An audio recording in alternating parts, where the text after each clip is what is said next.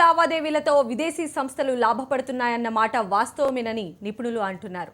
అయితే క్యాష్లెస్ ట్రాన్సాక్షన్స్లో భారత్కు మేలు జరగాలంటే రూపే కార్డుల వినియోగం భారీగా పెరగాలని చెబుతున్నారు. ప్రస్తుతం వీసా, మాస్టర్ కార్డుల వినియోగం అధికంగా ఉండటం, అవన్నీ విదేశీ సంస్థలకు చెందినవే కావడంతో ఆయా కంపెనీలు లాభపడటం సహజమేనన్నారు. రూపే కార్డుల వినియోగం పెంచడంతో పాటు పేమెంట్స్ బ్యాంక్స్, డిజిటల్ వ్యాలెట్స్తో విదేశీ కంపెనీల హవాకు చెక్ పెట్టొచ్చని, అయితే ఇది ఇప్పటికిప్పుడు సాధ్యమయ్యే పని కాదని అంటున్నారు.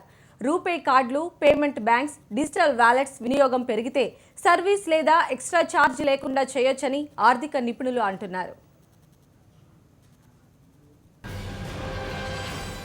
ఒకటి ఫారిన్ కంపెనీస్ బెనిఫిట్ పొందుతున్నాయి అనేది ఒకటి ఉండొచ్చు. కానీ ఈరోజు మనం అదే సేమ్ టైము ఎఫ్డిఐ అనేసి మనం అందరినీ ఇన్వైట్ చేస్తున్నప్పుడు ఫారిన్ కంపెనీస్కి ఆబ్వియస్గా వాళ్ళకి ఇన్వెస్ట్మెంట్ ఎక్కువ చేస్తారు. మన ఫారిన్ కంపెనీస్ కూడా మన దేశంలో ఇన్వెస్ట్ చేస్తున్నప్పుడు వాళ్ళు కూడా లాభాలు ఎక్స్పెక్ట్ చేయడం జరుగుతుంది.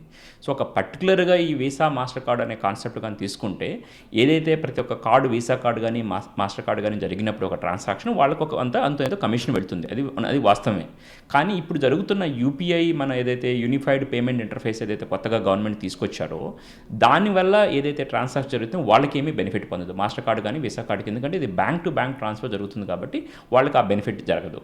సో దానివల్ల కొంతవరకు చెక్ పెట్టినట్టే. ప్లస్ ఇంకోటి రూపే కార్డు అనేది మనం ఇండియన్ కార్డు ఒకటి తీసుకొచ్చాము. ఇది వీసాకి, మాస్టర్కి పోటీగా మనం ఇండియన్ కార్డు, రూపే కార్డు కూడా తీసుకొచ్చాము. సో దానివల్ల కూడా వాళ్ళకి ఏమీ ట్రాన్సాక్షన్ జరగదు. సో ఓవరాల్గా చూసుకుంటే ఇప్పుడు మనకున్న ఏదైతే యూపీఐ మెథడ్ కానీ రూపే కార్డు వల్ల కానీ మొత్తం టోటల్ ఏదైతే ఆన్లైన్ ట్రాన్సాక్షన్ చేయడం వల్ల ప్రతి ఒక్కటి వీసా, మాస్టర్ కార్డు వరకే వెళ్ళేదేం లేదు. లోకల్గా కూడా బిజినెస్ ఉంటుంది. But at the same time ఒక కొత్త స్టాండర్డ్స్ కావాలని, ఒక స్టాండర్డ్ మెయింటైన్ చేయాలంటే కూడా మనకు విదేశీ కంపెనీల సపోర్టు అండ్ ప్రపంచంలో ఏదైతే వాడుతున్నారో అందరూ కూడా అవి కూడా మన దేశంతో పనిచేయాలి. సో రెండు విధాలుగా మనం బ్యాలెన్స్ చేసుకోవాలి. అమెరికాలో ఉన్న వాళ్ళు, వాళ్ళకి టెక్నాలజీ లేకపోతే ఇండియా వాళ్ళు వాడుకోవాలని మనం కోరుకుంటున్నాం. అమెరికాలో వాళ్ళు వాళ్ళకి కావాల్సిన వస్తువులు ఉత్పత్తి చేయాలంటే ఇండియాని మ్యానుఫ్యాక్చరింగ్గా వాడుకోమని చెప్తున్నాం.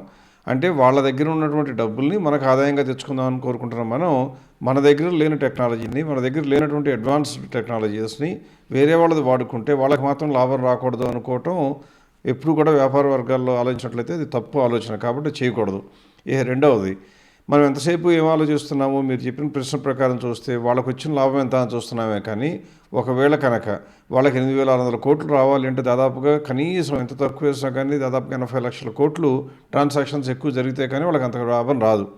ఒకవేళ అదే కనుక జరిగితే అంతకుముందు జరిగినటువంటి ట్రాన్సాక్షన్స్ కన్నా కనీసం 10% కనుక క్యాష్ ట్రాన్సాక్షన్స్ బదులు కనుక క్రెడిట్ ట్రాన్సాక్షన్స్ ఇండియాలో పెరిగినట్లయితే దాని మీద కనీసం ఎంత తక్కువ వేసినా కానీ 20% వరకు ఇండైరెక్ట్ ట్యాక్సెస్, అంటే డైరెక్ట్ ట్యాక్సెస్ వదిలిపెట్టండి, ఇన్కమ్ ట్యాక్స్ లాంటివి వదిలిపెట్టినా కానీ ఇండైరెక్ట్ ట్యాక్సెస్, సర్వీస్ ట్యాక్స్ కానివ్వండి, సేల్స్ ట్యాక్స్ కానివ్వండి, ఎక్సైజ్ డ్యూటీ కానివ్వండి, ఇలాంటివన్నీ కూడా ఇండియాలో ప్రభుత్వానికి కలెక్ట్ అవుతాయి.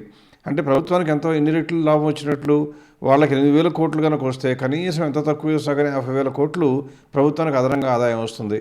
కాబట్టి వేరొకళ్ళకి ఎంత వస్తుందని ఆలోచించే కన్నా మన ప్రజా సంక్షేమం కోసం ప్రజల నుంచి వసూలు చేసిన పన్నుల్లో ఎంత ప్రభుత్వం దగ్గర అదనంగా జమ పడుతుందని చూసినట్లయితే అది వాళ్ళకి వెళ్ళే అమౌంట్ తక్కువ, మనకి ప్రభుత్వం కోసం, ప్రజల కోసం ప్రభుత్వం దగ్గర చేరే అమౌంట్ ఎక్కువ. ఇకపోతే ఆ అమౌంట్ ప్రజల కోసం వాడుతున్నారా లేదనేది ప్రశ్నార్థకం అవ్వచ్చు. కానీ ప్రభుత్వం దగ్గర జమ పడుతుంది కాబట్టి దీని గురించి ఎక్కువ యాగీ చేసే కన్నా ఖచ్చితంగా ఎంకరేజ్ చేసి ఆహ్వానించదగ్గ పరిణామంగానే మనం చెప్పుకోవాలి. జన్ధన్ అకౌంట్స్ అందరికీ కూడా 26 కోట్లు దాదాపు అకౌంట్లో అందరికి కూడా రూపే కార్డులు ఇచ్చారు కాబట్టి, అండ్ మిగతా బ్యాంక్స్లో కూడా మనం రూపే కార్డ్స్ ఇవ్వటం చూసాం డొమెస్టిక్ యూజర్స్. కాబట్టి ఈ రూపే కార్డ్ చలామణి అయితే కనుక వాళ్ళ బిజినెస్ అంటే మళ్ళీ రేట్లు పెంచకుండా, ఇన్ టర్మ్స్ ఆఫ్ కమిషన్లు పెంచకుండా మనం చెక్ పెట్టడానికి వీలవుతుంది. ఒకటి. రెండోది ఏంటంటే డిజిటల్ పేమెంట్ తరపున ఇన్ టర్మ్స్ ఆఫ్ ఇప్పుడు యూపీఐ, ఎన్పిసిఐ స్టార్ట్ చేసిన యూపీఐ యునైటెడ్ పేమెంట్ ఇంటర్ఫేస్ అంటే దానికి రిలేటెడ్ యాప్ కూడా మొన్న ప్రధానమంత్రి భీమ్ అని యాప్ లాంచ్ చేశారు. సో ఇదేంటంటే ఇప్పుడు మీకు ఒక బ్యాంక్లో అకౌంట్ ఉంది, ఇంకొక ఆయనకు ఇంకో బ్యాంక్లో అకౌంట్ ఉంది, దాంట్లో ఏం ఛార్జీలు లేకుండా మీరు అండ్ ఈ కార్డుల కన్నా చాలా తక్కువ ఖర్చుతో మీరు ట్రాన్స్ఫర్ చేసుకోవచ్చు. సో దానివల్ల ఏంటంటే ఫ్యూచర్లో ఎక్కువ మంది ఈ డిజిటల్ కార్డ్స్,